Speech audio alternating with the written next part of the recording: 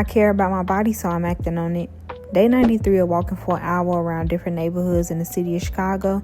And today we in East Garfield Park. And we started at the Park's Field House. Y'all, this building was so beautiful. Initially, this was the headquarters for the West Park Commission. Then it was converted into a field house with the formation of Chicago Park District in 1934. The architectural design is Spanish Baroque Revival style, and it is absolutely beautiful. The detailing of this entryway alone is something that we just do not see in modern day. As we enter the building, you'll see the old style doors. As I stood in front of the building, and even when I went inside, I was continually in awe of how beautiful it is. This building is big and beautiful in 2025.